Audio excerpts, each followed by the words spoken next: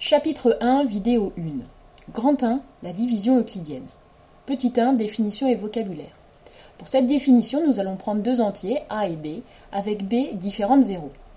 Faire la division euclidienne de A par B, en fait, c'est trouver le nombre de B entiers que nous avons dans A. Ça va être donc de trouver deux nombres entiers Q et R, tels que A est égal à Q fois le nombre B, plus un reste, avec le reste inférieur strictement à B. Q est appelé le quotient et R le reste. Posons par exemple la division euclidienne de 183 par 12. Dans 1, combien de fois 12? Ce n'est pas possible, donc on passe à 18. Dans 18, combien de fois 12? Une fois, on pose le 12 et on fait la soustraction, il reste 6. On descend le 3. Dans 63, combien de fois 12? 5 fois, puisque 5 fois 12, 60, il reste 3. Un petit peu de vocabulaire. 183 est appelé le dividende, 12 est appelé le diviseur, 15 le quotient et enfin 3 le reste. Grâce à cette division euclidienne, on va pouvoir écrire une égalité. La voici. 183, c'est 15 fois 12 plus 3. Attention, le reste est toujours plus petit que le diviseur. Ici, on a bien 3 qui est inférieur à 12. Petit 2, calculatrice. Pour effectuer une division euclidienne à la calculatrice, on va utiliser cette touche. Donc, je vais taper sur ma calculatrice 1912, cette touche par 24. Voici l'écran que j'obtiens. On trouve donc comme quotient 79 et comme reste 16. Grand 2, division euclidienne cas où le reste est nul. Lorsque le reste de la division euclidienne de A par B est nul, il existe en fait un entier K tel que A est égal à K fois B. Donc en fait, A est dans la table de B.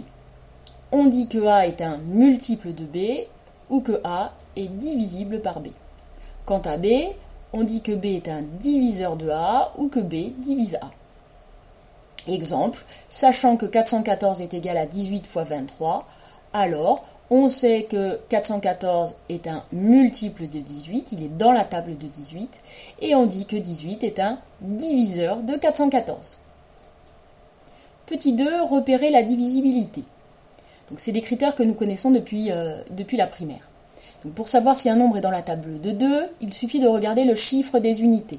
Si le chiffre des unités est 0, 2, 4, 6, 8, que le nombre est pair, alors je suis dans la table de 2. Par exemple, 77 772 se termine par 2, il est pair, il est donc multiple de 2. Pour être dans la table de 5, il faut que le chiffre des unités soit 0 ou 5. Par exemple, 1325 se termine par 5, il est bien donc dans la table de 5. Pour la table de 10, le chiffre des unités doit être 0.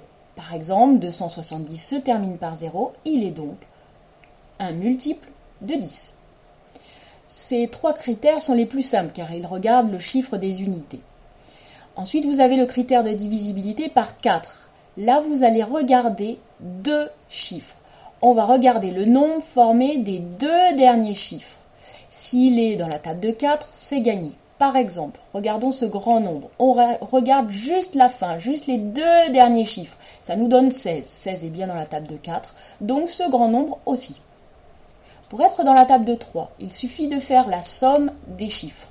Alors on fait la somme des chiffres et on regarde si c'est un multiple de 3. Par exemple, 183, on fait la somme de 1 plus 8 plus 3, on trouve 12. 12 est multiple de 3, donc 183 aussi.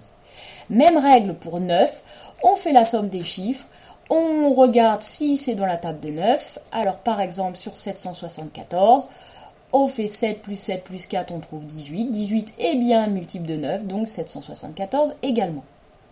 Application pour trouver tous les diviseurs d'un nombre. Par exemple, je veux chercher les diviseurs de 18.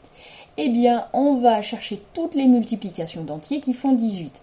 Alors déjà, les deux premiers, c'est 18 fois 1. Ce sont toujours 1 et lui-même, ce sont toujours des diviseurs des nombres. Ensuite, on voit que 18 est pair. Donc, dans la table de 2, oui, c'est 2 fois 9. Donc, 2 et 9 sont tous les deux des diviseurs de 18.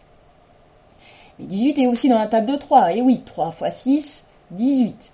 Bien, donc en les mettant dans l'ordre, on obtient comme diviseur 1, 2, 3, 6, 9 et 18.